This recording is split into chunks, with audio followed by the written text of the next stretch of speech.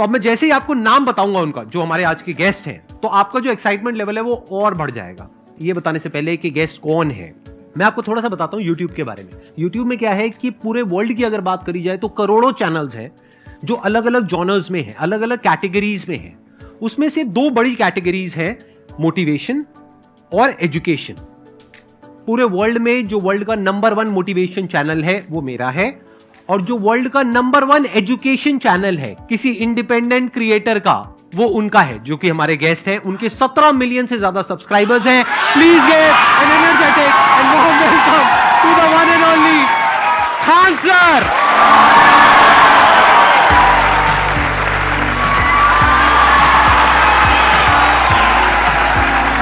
क्या हाल चाल जी, कैसे हैं आप?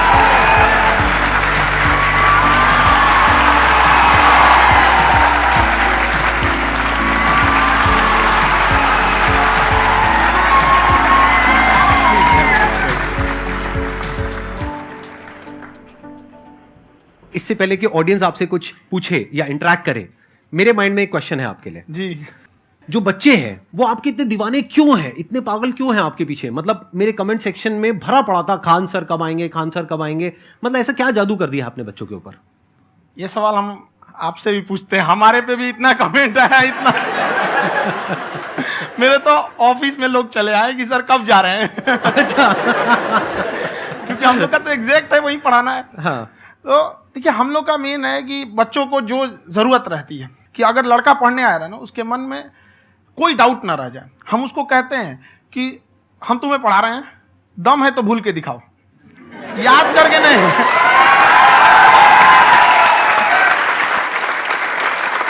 प्लस आप जिस प्राइस पॉइंट पे पढ़ा रहे हैं, आई थिंक वो सबसे कम है, वो बहुत ही कम है। सर ये जो फीस का कल्चर है, ये हमारा इंडियन कल्चर नहीं है। हमारा इंडियन कल्चर गुरु दक्षिणा है, उस हिसाब से वो सही है।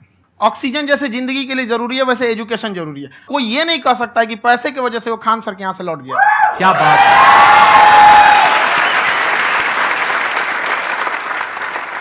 मैंने देखा कि आपका ये जो चैनल है कि ये पिछले 3 साल के अंदर अंदर ही ग्रो किया है। हमको जब चैनल शुरू हुआ तो एक दिन में हम 4-5 वीडियो बनाए। एक हमको कुछ आता, आज भी नहीं आता इतना, तो हम देख के कैमरा उमरा तो हम कंफ्यूज हो गए, बाप रे। तो हम एक ही दिन में वीडियो शूट किया, पढ़ाने वाला टॉपिक था हमको। उसके बाद कभी वीडियो नहीं, 6-7 वीडियो एक ही बार शूट कर लिए। और एक जो थे जिनका कैमरा वगैरह था, मेरे पास कैमरे भी नहीं थे उस टाइम, और कैमरा 35,000 का था। तो 6 महीना इसी में लग गया, जो 35,000 इसी में फंस जाएगा। तो उनके कैमरे से शूट किए, उन्होंने कोई चार्ज लिया, उसके बाद हम छोड़ ही दिए। लॉकडाउन लगा, तब हम कहें आप कैसे पढ़ाएंगे? वो तो 1 दिन 2 दिन करते करते अचानक लंबा हो गया। तब हमको याद आया कि ओहो, मेरा एक चैनल भी है वहाँ पे। तो उस समय उस पर लगभग 30,000 सब्सक्राइबर हो चुके थे।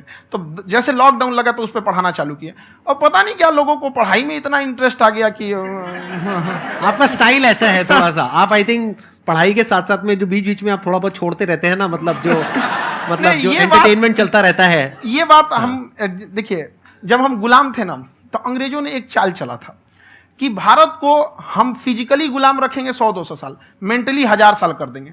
उन्होंने पढ़ाई का मॉडल चेंज कर दिया। उन्होंने ऐसा डिजाइन किया कि ये टीचर की रिस्पॉन्सिबिलिटी है, वो पढ़ा के चला जाए। टीचर की रिस्पॉन्सिबिलिटी यहां खत्म नहीं हो जाती। पढ़ाना तो कोई भी पढ़ा सकता है, टीचर की इससे बड़ी रिस्पॉन्सिबिलिटी होती है उसे समझाना। वो समझा कि नहीं समझा। अगर लड़का आपके समझाने के बाद डाउट रह गया तो ये आपकी गलती है। लड़का हमसे पूछता है सर इतनी भीड़ है आपके पास, तो कहे सर डाउट कैसे पूछेंगे? हम कह रहे यार तुम्हारा डाउट बचेगा तब ना पूछेगा तुम डाउट यहाँ पे।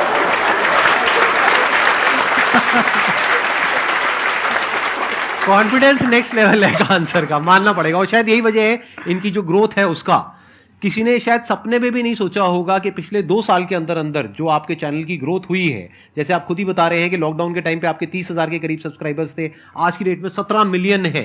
और मेरा एक क्वेश्चन और है, इससे पहले कि ऑडियंस में से आपसे कोई क्वेश्चन पूछे, कि कई बार आप ऐसे भी टॉपिक्स टच करते हैं जो थोड़े से कंट्रोवर्शियल हैं या थोड़े से सेंसिटिव हैं, जिसके ऊपर बात करने की हिम्मत आई थिंक बहुत ही कम लोगों में है। तो आपको कभी ये नहीं लगता है कि कहीं ज्यादा तो नहीं हो रहा है, इसको थोड़ा रोक देते हैं, थोड़ा कम कर देते हैं? क्योंकि कोई लाइन ही नहीं है वैसे तो बोलने को, तो आप कुछ भी बोल दो, कितना भी बोल दो। हुई है कंट्रोवर्सी बहुत बार। एक्चुअली बचपन से हमको फौज में जाना था, और फौज वालों के लिए ये सब मायने नहीं रखता। उसको करना है मतलब करना है, तुम सामने कुछ भी रहो, डजंट मैटर।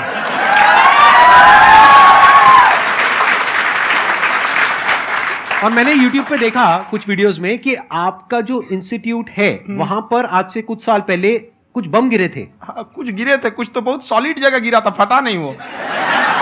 मतलब आपके आसपास? हाँ, बम को भी पता है कि टीचर की इज्जत किया जाता है। क्या बात है, क्या बात है।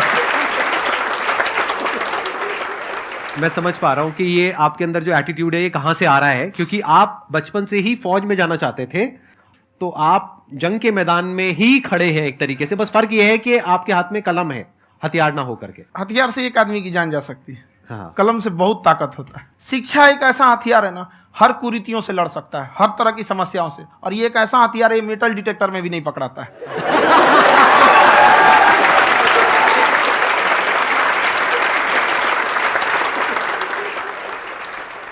मेरा क्वेश्चन ये है कि अभी प्राइवेट ऑर्गेनाइजेशंस में पीटने का, पनिशमेंट का ये सिस्टम जो है खत्म हो गया है। हम आपके वीडियो में देखे हैं सर कि आप एक बड़ा सा रोल रखे रहते हैं, पुलिस वाला लाठी है वो, पुलिस वाला लाठी है, और स्टेज पे बुला के बच्चों को उसी से धुनाई शुरू कर देते हैं मस्त एकदम से, है ना। तो सर मतलब कि बच्चे मतलब कि डरते नहीं है आपसे, और इस तरीके से कैसे कनेक्टेड हैं आपसे, है ना। और एक और क्वेश्चन सर, यूपीएससी का जो आप अपना बैच स्टार्ट करने वाले हैं, ठीक है, उसके बारे में बताइए सर, क्योंकि मुझे मतलब कुछ इशू करना है सर, ठीक है। और संदीप सर को देख लिए, मेरा तो वैसे ही हो जाना है।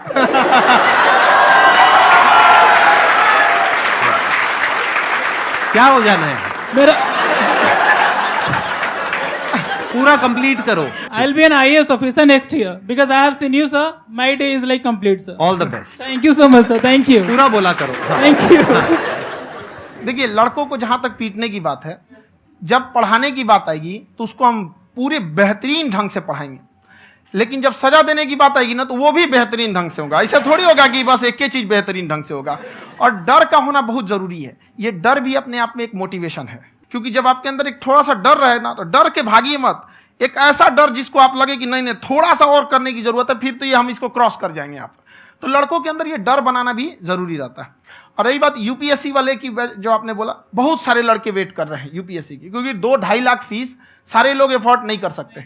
और हमारा वही रहता है, हम तो ज्यादातर हमारे स्टूडेंट देखेंगे तो किसी के रिक्शा वाला, सब्जी वाला, यही लोग, इनको तो 2.5 लाख रुपया इनके पास पूरी संपत्ति नहीं होती है, फीस कहाँ से भरेंगे वहां पे, उसके बाद रहेंगे कहाँ से। तो ऑल ओवर इंडिया से, कश्मीर से कन्याकुमारी तक, गरीब से गरीब भी लड़का उसको पढ़ सकता है। यही कुछ 1000 रुपये मंथली, 12-14 हजार साल का पड़ेगा, खत्म हो जाएगा इतना में।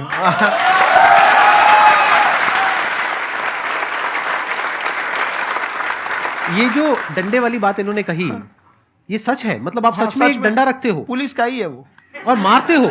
हाँ, कि मतलब अगर कोई लड़की छेड़ता है या ऐसा कोई भी उल्टा पुल्टा काम पढ़ाई करता लिखाई है, कुछ भी गलती करेंगे तो पिटाएंगे वो। यहाँ पे कैमरे पे ऑन कैमरा जैसा भी रहे, कुछ भी पिटाना तो उनको फिक्स है।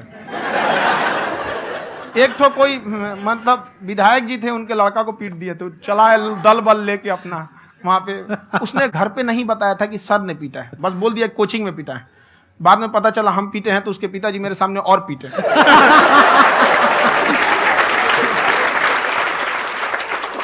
सर आपका सबसे बड़ा डर क्या है, आप दोनों का? फौजी को डरे नहीं लगता है। बाकी अफसर से पूछिए। आज के सेशन से पहले कोई डर नहीं था, लेकिन अब मुझे इनकी डंडे वाली कहानियां सुन करके डर लग रहा है कि कहीं मैंने गलती से कुछ बोल दिया और इन्होंने कहीं पीछे कुछ रखा हुआ है, और यही आ करके अगर इन्होंने मेरी पिटाई कर दी तो बहुत बुरा हो जाएगा। तो इसलिए हमको थोड़ा डर लग रहा है।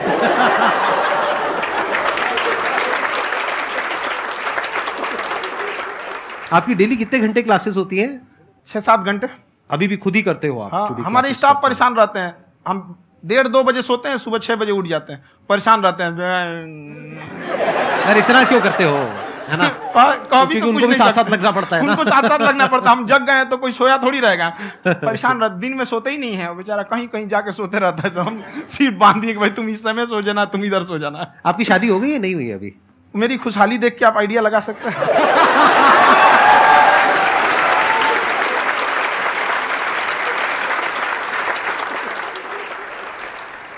First of all I would like to say sir thank you so much to you and to your team कि आपने मुझे यहाँ आने का मौका दिया। एंड सर अब तक मैंने आपको सिर्फ फ़ोन या लैपटॉप में ही देखा है दोनों को, आज फर्स्ट टाइम लाइव देख रही हूँ तो बहुत अच्छा लग रहा है। तो मेरा क्वेश्चन ये है सर आपसे, जब हम लाइफ में कोई डिसीज़न लेते हैं कि हमें ये पर्टिकुलर चीज़ करनी है, और क्योंकि हम डिसीजन लेते हैं तो हमारी आदत है कि पहले हम 4 लोगों से पूछते हैं कि तू बता तेरी क्या राय है, तू बता तेरी क्या राय है। तो उनमें से अगर कोई हमें कह देता है कि ये बेकार डिसीजन है मत कर, तो हमारा माइंड कहीं ना कहीं डाइवर्ट होने लगता है और उसकी वजह से हम अपना डिसीजन चेंज कर देते हैं।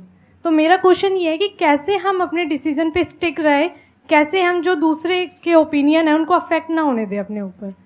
दूसरे से सलाह लेने से पहले एक बार खुद उस पर रिसर्च कर लेना चाहिए, ताकि आप सामने वाला क्या सलाह दे रहा है आपको समझ में आना चाहिए। यहाँ पर ऐसा नहीं है कि कई बार ऐसे होते हैं कि दूसरे वाले को एक्सपीरियंस होता है, तो अगर आपको पहले से आइडिया है, उसके बारे में आप बेहतरीन ढंग से रिसर्च किए हैं कि क्या इसमें प्लस पॉइंट है क्या निगेटिव है, उसके बाद आप किसी से सलाह लेने जाइए। ये नहीं कि मन में आया सीधा बता गड़बड़ा जाएगा। तो वहाँ पे पहले आपको R&D करना पड़ता है, समझ में आया कि नहीं। और जिंदगी हो या गाड़ी, जीतेगा वही जो टाइम पे गियर चेंज कर रहा है।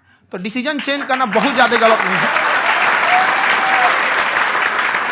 इन्होंने बहुत अच्छी बात कही है और मैं इसी बात में थोड़ा सा और ऐड ऑन करूंगा कि ये जो आपने कहा ना कि अपने डिसीजन पे स्टिक कैसे रहें, ये कोई अच्छी क्वालिटी नहीं है, क्योंकि टाइम टू टाइम आपको अपने डिसीजंस को चेंज करना होता है। जैसे आपने 4 लोगों से डिस्कस किया, कोई इंसान कुछ पॉजिटिव बोल रहा है, कोई नेगेटिव बोल रहा है, उससे फर्क नहीं पड़ना चाहिए। डिपेंड ये करता है कि वो जो बोल रहा है उसका बेसिस क्या है।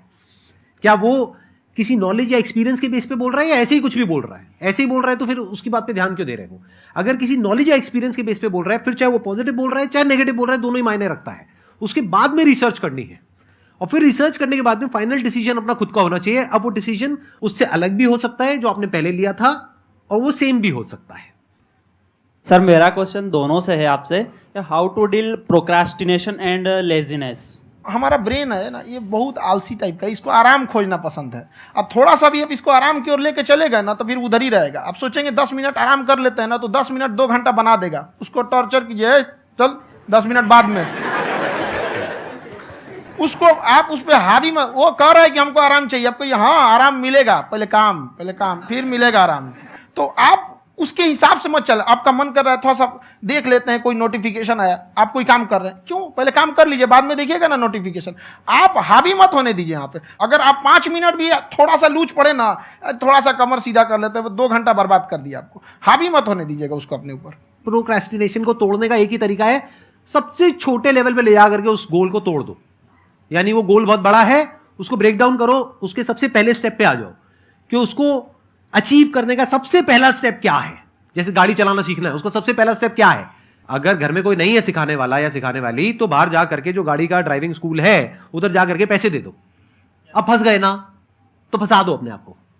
दिमाग ये लगाओ कि अपने आप को कैसे फंसाया जाए। जब हम फंस जाते हैं ना तो फिर हमको वो काम करना ही पड़ता है। Then there is no looking back. जब तक आप सोच रहे हो